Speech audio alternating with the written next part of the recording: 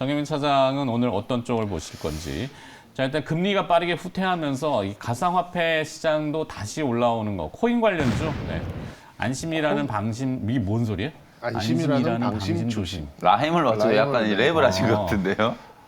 네, 소고기 부위도 아니고 안심, 방심, 조심은 뭐니? 네, 그러니까 뭐 코인 관련주라고 말씀은 드렸습니다만 일단 그 관련된 성장주라고 보시면 돼요. 그러니까 네. 컨텐츠 쪽이라고 보시면 될 것 같고 좀 제법 좀 지수가 한 10%쯤 올라오니까 이제 450조 쏟아진다 비슷하게 480조. 480조 그 비슷하게 뭐 썸머 랠리, 안도 랠리, 뭐 바캉스 랠리, 뭐 데드캣 바운스, 뭐 베어마켓 랠리 뭐 다 갖다 붙이는 게 나옵니다. 지금. 맞아요. 네. 너무 힘든 상황이다 보니까 조금 이제 또 숨 좀 쉴만하니까는 이제 막 갖다 붙이기 시작하죠. 이런 게 이제 지겹도록 여기저기서 이제 지금 얘기가 나오는데 바꿔서 얘기하면은 반등 피로감이 상당 부분 좀 쌓여 있는 거는 사실입니다. 생각보다는. 근데 개인 투자자분들이 반등의 피로감이라는 건 지난주에 그래도 좀 올라와서 그렇죠. 5거래일 연속해서 그리고 상승했다고. 그 반등의 피로감을 느낄 만한 게 저는 환율도 좀 그런 것 같아요. 환율도 1,400원 밑으로 내려갔다 그 유지 못하고 이제 아유 좀 쉬어야겠다라고 이제 다시 또 1,400원대로 좀 가려는 모습이 좀 나오고 있잖아요. 근데 항상 쏠리면은 반작용들이 그렇죠. 나오죠. 반작용이 있죠. 개인 투자자분들의 피해가 커질 수 있는 시점이에요. 지금이. 그러니까 지금 10% 올라왔는데 좀 조바심이 나기 시작하거든요. 그럼 빨리 가야 되는데 이러면서 뭐 옮겨 탔다가 그러니까 여러분도 한번 생각해 보시면 좀 일부 매매를 하셨던 분들하고 가만히 계셨던 분들하고 어떤 부분이 저점 대비 성과가 좋았느냐라고 보시면 한 제가 보기에는 상당히 높은 확률로 그냥 가만히 계셨던 분들이 반등 시기를 다 반영하는 이제 그런 수익률이 더 그러니까 저점을 기준으로 봤을 때는 더 좋지 않았나 개인적으로 이렇게 좀 생각을 아니, 하는데 이리 옮겨 다니고 저리 옮겨 다니고 막 그렇죠. 조바심 내고 막 제 주변과 뭐 제 일부 고객들을 봤을 때는 그런 것 같아요. 네, 상당히 높은 확률로. 그러니까 그 제가 좀 지금 뜨끔하는 부분은 이제 중국 리스크 쪽이에요. 네. 중국 리스크가 아직 주말에 중국 PMI 그러니까 요즘 그런 제조업 지표는 사실 뭐 먹히지도 않고 관심도 별로 없어요. 관심이 없어요. 빨리 반등을 해야 돼요. 50 언더 뭐 이거 나왔는데 사실은 좀 충격일 수 있거든요. 뭐 충격까지는 아니더라도 금리에는 그렇게 민감하면서 네. 네, 그렇죠. 그러니까 이제 리스크라는 게 원래 이제 규모가 파악이 되면 리스크가 아니죠 더 이상. 네, 네. 근데 어쨌든 알 수 없는 수준의 경기 하강 리스크가 좀 있는데 중국 쪽으로는 아직 이렇게 뭐 얘기도 나온 게 없는데 너무 좀 시장이 좀 열광했던 쪽이 좀 있어서 저는 그 반대 왜 다들 좋다 그러면 이렇게 좀 청개구리 같이 다 좋다고 하면은 뭔가 좀 안 좋을 수도 있을 텐데라는 게 반사적으로 좀 드는 부분이잖아요. 그래서 저는 8월 그러니까 상반기까지는 물가라는 키워드가 뭐 물가, 인플레이션 이런 것들이 시장을 지배했다면 저는 8월이 지나고 9월부터는 이제 경기라는 이 경기의 하강, 뭐 침체, 뭐 이런 키워드가 시장을 더 많이 지배하지 않을까라는 생각이 들고 있고 환율 상황도 사실 금리 역전 시기에 1,200원 중반을 다시 내려가가지고 외국인의 프로그램 매수가 들어와서 외국인들이 좀 시장을 매수하겠다라고 생각하는 것도 저는 조금 어불성설이라고 좀 생각이 들고 그런 면에서는 지금 잠시 들어오는 프로그램 매수는 1,300원 중반부터 1,300원을 약간 하회하는 정도에 나왔었던 그러니까 지난주 외국인 매수가 그렇죠. 추세라기보다는 저는 이제 변동성이다 이렇게 좀 보고 싶어요. 공매도를 규제한다 이것 때문에는 뭐 아니고 그런 것도 일부는 있을 수 있는데 아직도 뭐 쇼커버 안 들어온 게 굉장히 많이 있습니다. 네. 그래서 뭐 이렇게 좀 말씀을 좀 많이 드렸습니다만 사실 지금 저점 대비 가장 큰 상승을 보였었던 위험 자산은 그걸 뭐 자산이라고 인정하지 않으시는 분도 계실 수는 있겠습니다만 코인이에요. 코인. 그러니까요. 네, 코인이 뭐 바닥 대비 30%뭐 네. 뭐 이더리움 같은 경우에는 뭐 40% 넘게 좀 이렇게 상승을 좀 하면서 예전 거래량까지는 아니지만 이쪽 거래량도 굉장히 많이 회복이 좀 됐거든요. 그래서 여기에 관련이 되어 있는 종목들에 대한 최소한의 관심은 저는 유효하지 않을까 이렇게 좀 말씀드리고 싶고 네. 코인 가격에 대해서 직간접적인 영향권에 있는 그런 주식들 뭐 그러니까 게임 뭐 범 메타버스 그리고 뭐 관련된 뭐 그러니까 코인을 보유하거나 발행했던 그런 기업들이 아직 그 저점 대비 많이 못 올라온 종목들이 좀 눈에 있어요. 혹은 강세를 띠고 있는 종목을 좀 뭐 따라가는 그런 전략도 저는 어느 정도 좀 통할 것이다라고 좀 보고 있고요. 뭐 그 대표적으로 이제 CBI라고 옛날 그 청보 그 싸이월드 관련된 싸이월드. 종목 있잖아요.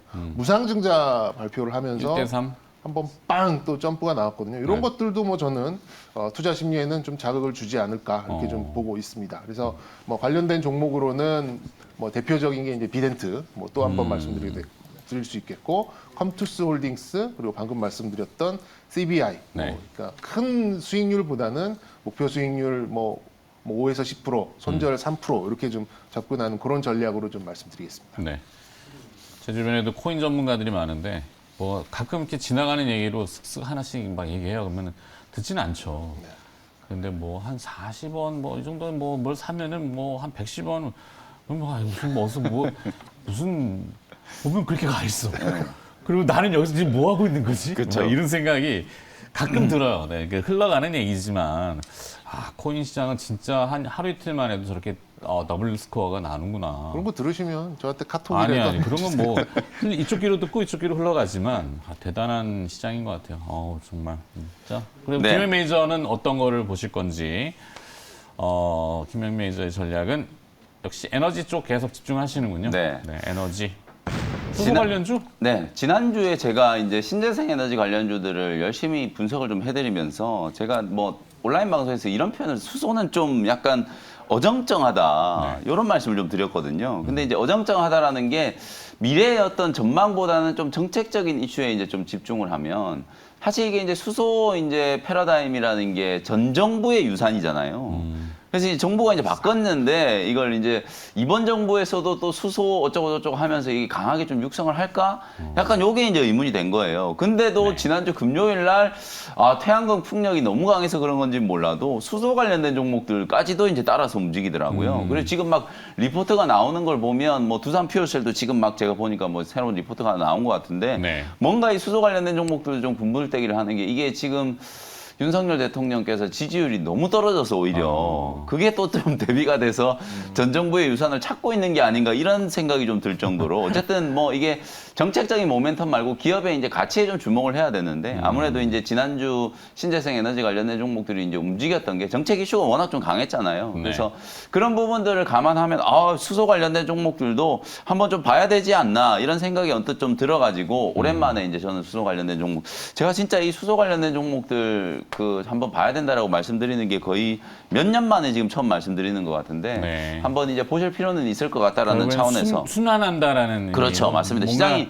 많이, 추세적인 상승을 하는 것보다는 계속 비슷한 부류의 에너지 정책이라면은 이제 신재생 에너지 그다음에 뭐 대체 에너지 막 찾다가 나중에는 그렇죠. 이제 또 그런 섹터는 여기 별로 안 올랐네 그러면 그쪽으로 또 맞습니다.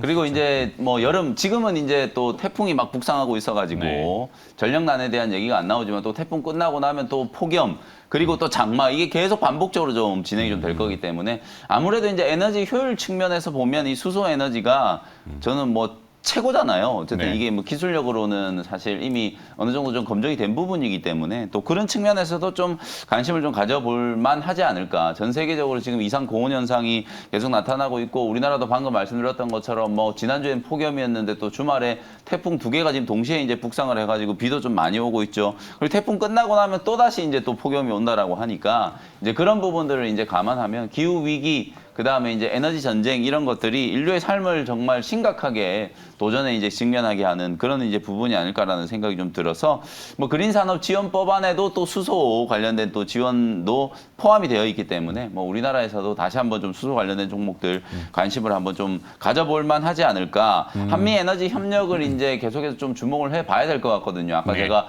원전 MOU도 말씀드렸지만 지금은 이제 그야말로 에너지 자체가 한 나라의 어떤 안보 그리고 경제와도 또 직결되어 있는 부분이기 때문에 우리나라도 사실 뭐 에너지 원천이 우리는 뭐 특히 화석연료를 봤을 때는 거의 대부분 뭐 천연가스도 그렇고 원유도 그렇고 다 수입해서 쓰는 그런 나라이기 때문에 특히나 이제 이런 신재생 에너지 특히나 에너지 효율이 좀 높은 이런 수소 에너지를 이제 개발하는 거 그다음에 이제 원전과 관련된 부분들 이제 다시 이제 좀 복귀시키는 거 이런 네. 것들이 상당히 좀 중요한 어젠다가 좀 될 수 있다라고 보여지기 때문에 관심을 한번 가져볼 필요가 있다 이렇게 말씀을 좀 드려보고요. 관련된 종목으로는 효성중공업이라는 효성중공업. 종목이 또 수소 사업을 좀 상당히 좀 공격적으로 추진을 하고 있죠. 되겠죠. 요 회사는 이제 뭐 태양광 쪽도 ESS 쪽으로 이제 진출이 좀 돼 있는 상황이고 특히 우리나라 이제 수소 충전 인프라 쪽에서는 점유율 1위를 차지하고 있는 기업이 이제 효성중공업.